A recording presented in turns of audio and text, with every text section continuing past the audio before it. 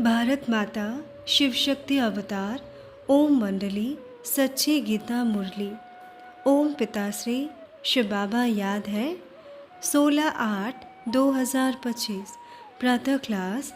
Revise date है 14/4/1968। ओम नमः शिवाय।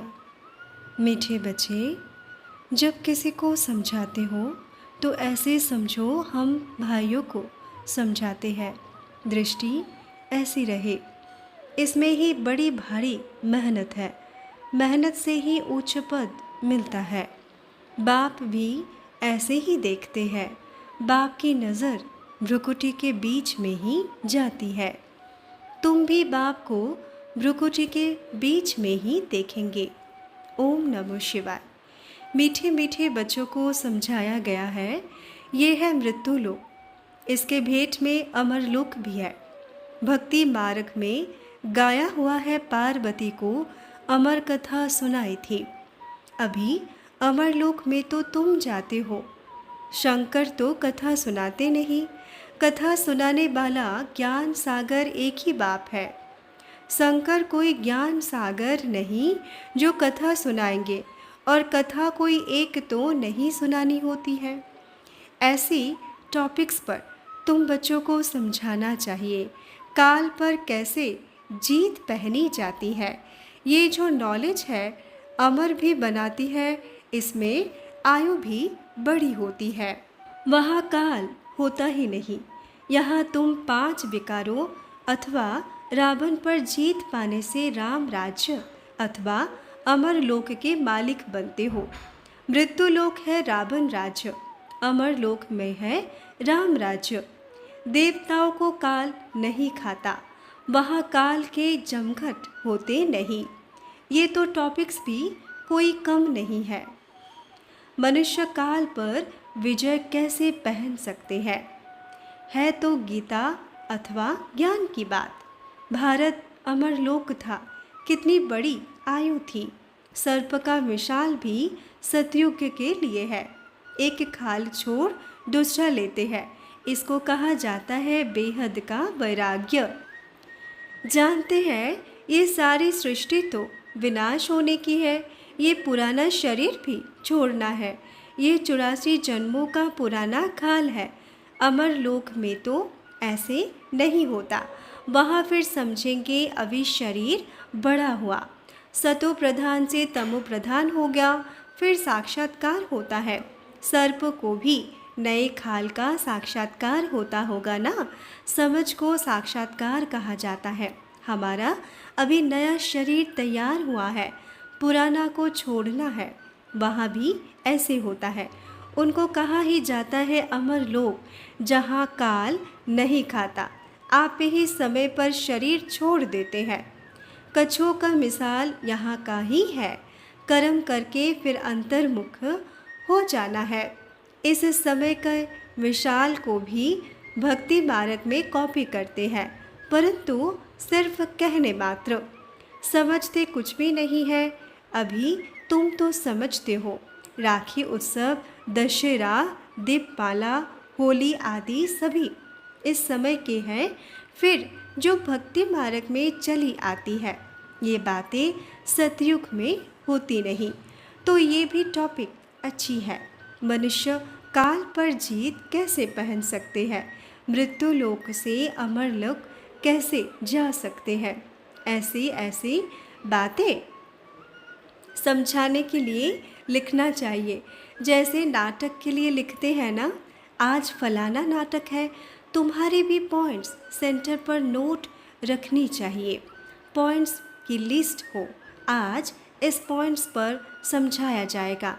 रावण राज्य से दैवी राम राज्य में कैसे जा सकते हैं, ये भी टॉपिक। समझाने तो भले एक ही है, परंतु टॉपिक सुनने से खुश होंगे कि जाकर सुने। बेहद के बाप से बेहद के विश्व के मालिक बने का वर्षा कैसे मिलता है, आकर समझो। जैसे सन्यासियों का भी अखबार में पढ़ते हैं ना, आज 25वां यज्ञ रचा, उसमें आज ये सुनाएगा। यहाँ तो वो बात नहीं। बाप कहते हैं मैं तो एक ही बार यह यज्ञ रचता हूँ, कोई 50-60 यज्ञ तो नहीं रची है, एक ही यज्ञ रचता हूँ जिसमें सारी दुनिया स्वाहा हो जाती है। वो तो बहुत यज्ञ रचते हैं, जलसा आदि करते हैं।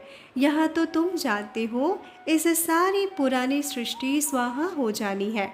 यह रुद्र बाबा का ज्ञान यज्ञ है, जिस यज्ञ से तुम ऐसा देवता बनते हो। नई दुनिया स्थापन हो जाती है। ये है मनुष्य की पुरानी दुनिया। नई दुनिया में सिर्फ इन देवी देवताओं का ही राज्य होता है। ये भी बाप ही तुमको समझाते हैं। रचयिता बाप अपना और रचना के आदि मध्य अंत का ज्ञान देते हैं, राजयोग सिखाते हैं। सतयुग में है ही पवित्र देवी देवताएं राज्य की करते हैं। सतयुग में है ही पवित्र देवी देवताएं राज्य भी करते हैं। इसको कहा जाता है आदि सनातन देवी देवता धर्म। ये भी टॉपिक्स रख सकते हो। आदि सनातन सतयुगी देवी देवता धर्म की स्थापना कैसे हो रही है, आकर समझो। विश्व में शांति कैसे स्थापन होती है, आकर समझो। परमपिता परमात्मा के सिवाय विश्व में शांति स्थापन करने की राय कोई दे न सके। राय देने वाले को मेडल्स प्राइज मिलती है। विश्व में शांति स्थापन करने का प्राइज कैसे और कौन देते हैं, ये भी टॉपिक ऐसे विचार सागर मंथन कर निकालनी चाहिए। ऐसा प्रबंध रचो जो सभी जगह एक ही टॉपिक हो, तो सभी का कनेक्शन रहेगा। ऐसी लिस्ट बनाकर पहले से इशारा दे देना चाहिए। फिर वो समाचार दिल्ली में आना चाहिए तो सभी को मालूम पड़ जाए कि सभी जगह ऐसा भाषण चला। इनको ही यूनिटी कहेंगे। सारी दुनिया में है डिसयूनिटी। राम राज्य का तो गायन है ना, शेर और बकरी इकट्ठे जल पीते थे। त्रेता में ही ऐसा है तो सतयुग में क्या नहीं होगा। बाकी शास्त्रों में तो अनेक कथाएं लिख दी है, भक्ति मार्ग में है ही कथाएं। तुम तो बाप से एक ही कथा सुनते हो। दुनिया में तो मनुष्य ढेर के ढेर कथाएं सुनाते रहते हैं। द्वापर से लेकर जो भी शास्त्र आदि चलती है वहाँ वो होती ही नहीं। भक्ति मार्ग के सभी बातें पूरी होती है, वहाँ ये कुछ नहीं होता। बाप कहते हैं अभी वो सभी बातें छोड़ दो, भक्ति मार्ग अभी पूरा हुआ, उनका नाम भी ना लो। Hear no evil, talk no evil. कोई को देखने की भी दरकार नहीं। जो कुछ देखते हैं सभी है इविल। रावण राज्य में सभी बंदर ही बंदर है। उनको देखते हुए सुनते हुए ना सुनो ना देखो। अभी बाप जो समझाते हैं वही बुद्धि में है। हम संगम युगी ब्राह्मण कितने उच्च है। इस समय हम ईश्वरीय औलाद है, देवताओं से भी उच्च है। धीरे धीरे वृद्धि को पाते रहेंगे। इतनी सहज बात भी किसी की बुद्धि में नहीं आती। हम ईश्वरीय औलाद तो स्वर्ग के मालिक जरूर होने चाहिए, क्योंकि वो बाप स्वर्ग की स्थापना करते हैं, तो हम स्वर्ग में क्यों नहीं है। करोड़ों वर्ष कह देने के कारण कोई बात याद भी नहीं रहती। बाप आकर याद दिलाते हैं। ये तो 5000 वर्ष की बात है। तुम देवी देवताएं थे अभी, फिर तुमको वही बनाते हैं। सम्मुख सुनने से कितनी खुशी रिफ्रेशमेंट आ जाती है। भक्ति मार्ग में तो बहुत झूठे कपोरे सुनाते हैं, है सभी झूठ। गायन भी है झूठी माया, 5 तत्व भी झूठी है। सभी सांवरे तमो प्रधान बन गए हैं। बच्चे जो सयाने समझू हैं उनकी बुद्धि में आता है बाप से वर्षा तो जरूर मिलता है। बाबा नई दुनिया रचते हैं तो हम जरूर उस दुनिया में होने चाहिए। बाप के तो सभी बच्चे हैं। सभी का धर्म, रहने का स्थान, आना जाना भिन्न भिन्न प्रकार से है। कैसे जाकर मूल वतन में निवास करते हैं वो सब बुद्धि में है। मूल वतन में सिजरा है, सूक्ष्म वतन में तो सिजरा नहीं दिखा सकते। वहाँ जो कुछ दिखाते हैं ये सभी है साक्षात्कार की बातें। ये भी ड्रामा में नूंद है। तुम सूक्ष्म वतन में रहते हो, वहाँ मूवी चलता है। बीच में मूवी का भी ड्रामा बना था, फिर टॉकी बना है। साइलेंस का तो ड्रामा बन ना सके। बच्चे जानते हैं हम साइलेंस में कैसे रहते हैं। जैसे वहाँ आत्माओं का सिजरा है, वैसे यहाँ मनुष्यों का भी। तो ऐसे ऐसे पॉइंट्स बुद्धि में रख तुम समझा सकते हो। फिर भी पढ़ाई में कितना टाइम लगता है, करके ये भी समझ जाए। परंतु याद की यात्रा कहाँ है जो धारणा हो और खुशी भी हो। तुम अभी यथार्थ रीति योग सीख रहे हो। बच्चों को समझाया है, भाई भाई देखो, आत्मा का तख्त तो ये है। इसलिए भागीरथ बाप का सिंहासन भी मशहूर है। जब किसी को समझाते हैं तो ऐसे समझो हम भाइयों को समझाते हैं। दृष्टि ऐसी रहे। इसमें ही बड़ी भारी मेहनत है। मेहनत से ही उच्च पद मिलता है। बाप भी ऐसे ही देखेंगे। बाप की नज़र भ्रुकुटी के बीच में ही जाएगी। आत्मा तो छोटी बिंदी है, सुनती भी वो है। तुम बाप को भ्रुकुटी के बीच में ही देखेंगे। बाबा भी यहाँ है तो भाई साकार की आत्मा भी यहाँ है। इस भाई का रथ बाप ने लिया है।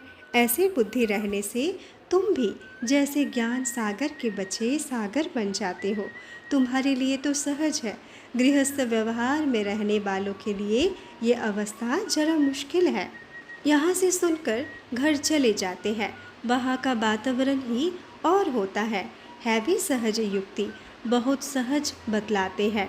अपन को आत्मा समझ, बाप को याद करो, ये भी पढ़ाई है। इसे दृष्टि से देखो तो नाम रूप है नहीं। फिर सभी बातों से हट जाएंगे, कर्म बंधनों से अतीत हो जाएंगे। शरीर भी भूल जाता है, सिर्फ बाप ही याद रहता है। इसमें मेहनत करते रहेंगे तभी पास विद ऑनर होंगे। इसमें ही बहुत मेहनत है। भाई भाई पक्का समझना है। ऐसी अवस्था में बिरले कोई रहते हैं। विश्व के मालिक भी तो वही बनते हैं। 8 रत्नों की माला है ना, तो पुरुषार्थ करना है। उच्च पद पाने वाले कैसे करके पुरुषार्थ जरूर करते होंगे। इसमें दूसरी कुछ भी बातें निकलती नहीं। भाई भाई का स्नेह संबंध हो जाता है। दृष्टि वो जम जाती है। इसमें बहुत मेहनत है। इसलिए बाबा कहते हैं, बहुत गूढ़ बातें सुनाता हूँ। इसमें अभ्यास करना मेहनत का काम है। यहाँ तुम बैठते हो तो भी भाइयों को देख, आत्मा ही सुनती है। सुनने वाले को तुम देखते हो। मनुष्य तो कह देते आत्मा निर्लेप है, बाकी क्या शरीर सुनता है क्या? ये तो रॉन्ग हो गया। ये है गूढ़ गूढ़ बड़ी डिफ़िकल्ट बातें। पुरुषार्थ करके देखो। ऐसे है ना, मेहनत तो करनी ही है। जो कल्प पहले बने थे वो मेहनत जरूर करेंगे। अपना अनुभव भी सुनाएंगे। ऐसे हम सुनता सुनाता हूँ। टेप पड़ गई है। आत्मा विगर शरीर को बुद्धि में लाता नहीं हूँ। आत्मा आत्मा को सुनाते हैं मन मना भव। ये उनको वो उनको कहते हैं मन मना भव। अर्थात बाप को याद करो। ये है गुप्त बात। जैसे पढ़ाई में झाड़ के नीचे जाकर बैठ पढ़ते हैं ना, वो तो स्थूल बात हो गई। ये प्रैक्टिस डालनी है एकांत से। अपन को आत्मा निश्चय कर बैठना। देखो देह अभिमान आता है, फिर प्रैक्टिस करो। दिन प्रतिदिन तुम्हारी प्रैक्टिस बढ़ती जाएगी। नई नई बातें तुम सुनते हो। जो तुम अभी सुनते हो, फिर नए नए भी आकर नई नई बातें सुनेंगे। कोई कहे हम देरी से आए हैं, अरे तुम तो और ही फर्स्ट क्लास गूढ़ गूढ़ बातें सुनते हो। जो पुरुषार्थ करने से ही उच्च पद मिलता है और ही अच्छा है। माया तो पिछाड़ी तक छोड़ती नहीं। माया की लड़ाई चलती रहेगी जब तक तुम जीत पहनो, फिर अनायास ही चले जाएंगे। जो जितना याद करेंगे समझेंगे हम जाते हैं बाप के पास, शरीर छोड़ते हैं। बाबा ने देखा है ऐसे ब्रह्म लीन होने वाले कोई कोई जाते हैं, फिर सन्नाटा हो जाता है। बाबा का देखा हुआ है। ऐसे ऐसे पुरुषार्थ भी होते हैं। काशी कलवट भी बहुतों ने खाया। भक्ति मार्ग में जो जिस भावना में रहते हैं ऐसा पुरुषार्थ करते रहते। बाकी मोक्ष को तो कोई पाता नहीं, ना वापस ही जाते हैं, क्योंकि ये सभी एक्टर्स चाहिए ना। सभी आ जाएंगे, एक भी नहीं रहेंगे। एक गोप को सी ऑफ करने कोई जाते थे। हद बेहद को देखना है। विनाश के समय कोई सी ऑफ थोड़े करेंगे। सभी जाने वाले हैं, वापस जाना ही है। जो भी मनुष्य मात्र है सभी चले जाएंगे, बाकी थोड़े ही बचेंगे। वो कहेंगे हम सभी को सी ऑफ किया। इस समय तुम बच्चे जानते हो सतयुग की स्थापना हो रही है। कितने करोड़ मनुष्य हैं, सभी को हम सी ऑफ करके अपनी राजधानी में चले जाएंगे। वो लोग तो करके 40-50 को सी ऑफ करते होंगे, तुम कितने को सी ऑफ करेंगे? सभी आत्माएं मच्छरों सदृश चली जाएगी। तुम आए हो साथ ले जाने और भेजने लिए। तुम्हारी बात ही वंडरफुल है। इतने करोड़ों मनुष्य जाएंगे, उनको हम सी ऑफ करेंगे। सभी वापस मूल वतन चले जाएंगे। ये भी तुम्हारी ही बुद्धि काम करती है। आहिस्ते आहिस्ते सिजरा पूरा हो जाएगा, फिर रुद्रमाला रुद्रमाला बन जाएगी। ये बातें तुम्हारी बुद्धि में ही है। रुद्रमाला से रुद्रमाला कैसे बनती है, कितनी नॉलेज है तुम्हारी में भी। जो शुरूर बुद्धि है वो ही समझ सकते हैं। ये बुद्धि में याद रखने की बातें हैं। अनेक प्रकार से बाप समझाते हैं याद करने लिए। हम रुद्रमाला में जाकर फिर रुद्रमाला में जाएंगे, फिर नंबरवार आते रहेंगे। कितनी बड़ी रुद्रमाला बनती है, इस ज्ञान को कोई भी नहीं जानते हैं। शुरू से लेकर लक्ष्मी नारायण से लेकर इस ज्ञान को नहीं जानते हैं। संगम युगी ब्राह्मण ही जानते हैं।